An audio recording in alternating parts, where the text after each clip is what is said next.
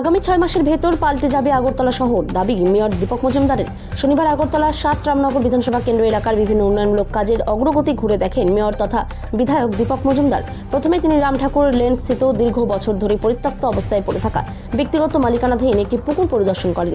এলাকাবাসীর দাবি ছিল সেই পুকুরটিকে সংস্কার করে জনগণের ব্যবহারের উপযুক্ত করে দেওয়ার জন্য জনগণের সুবিধার কথা চিন্তা করে আগরতলা পৌর নিগমের উদ্যোগে ওই পুকুরটিকে সংস্কার করার উদ্যোগ নেওয়া হবে বলে সংবাদ মাধ্যমকে জানান মেয়র দীপক মজুমদার। তিনি আরও কি বলছেন শুনে নেব। ত্রিপুরা থেকে বিক্রম কর্মকারের রিপোর্ট, বিগ নিউজ বাংলা। আজকে রামনগর বিধানসভা অন্তর্গত 18 নম্বর একটা জায়গা, যেটা পুকুর দীর্ঘদিন সংস্কারের অভাবে ছিল। এই এলাকা বিশেষ করে রাম ঠাকুর লেন, যেটা দুর্গাচুনি বিপণী বিতানের উপর দিকে যে জায়গাটা কলিটার ভিতরে একটা পরিত্যক্ত পুকুর। এটা ব্যক্তিগত মালিকানাধীনই, কিন্তু তারা সংস্কার করেন দীর্ঘদিন ধরে। তো এলাকার পরিবেশও দূষণ হচ্ছিল, মশার উপদ্রব, এবং এই পুকুরটা কেউ ব্যবহার করতে পারছিলেন না। আমরাও দেখেছি, আজকে আমাদের কমিশনার সাহেব ছিলেন, আমাদের কমিশনার যিনি জলপরের সিও উনিও আছেন, আমাদের কর্পোরেটর এখানে এই জায়গাতে আমরা এসেছি, মণ্ডল সভাপতি সহ এলাকার যারা বাসিন্দা তারা সবাই ছিলেন। তাদের অভিযোগ ছিল এটা, বা দাবিও ছিল, এই এলাকার সমস্যা এটা।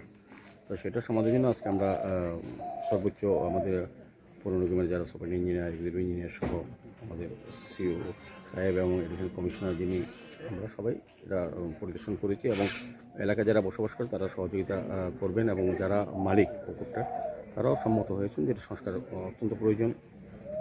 ঠিক আছে, আমরা এটা পরিষ্কার করাবো এবং ডিমার্কেশন করে জায়গা নির্ধারণ করে সরকারের উদ্যোগে, পৌর নিগমের উদ্যোগে এই কাজটা করা হবে। এটা একটা।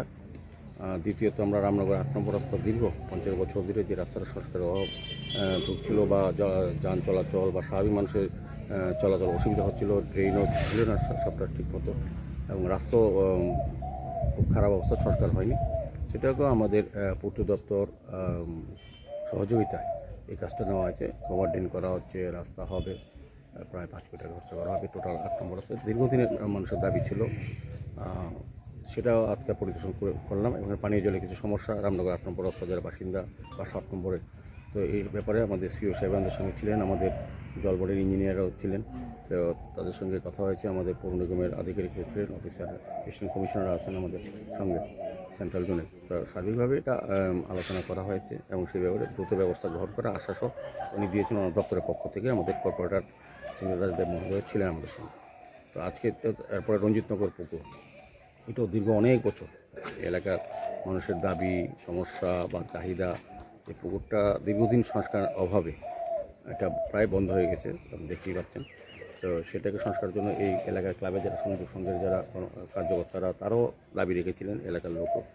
তো এটাও আমরা কাজ শুরু করেছি, আশা করি কয়েক মাসের মধ্যে সম্পন্ন হবে। এই এলাকার লোকেরা সহযোগিতা চেয়েছি, তারাও সহযোগিতা করছেন। কিছু কিছু জায়গাতে ডিমার্কেশন দরকার আছে, সেই জায়গাও আমরা করার চেষ্টা করছি। সার্বিকভাবে আমি বলবো কাজটা দ্রুত গতিতে চলছে।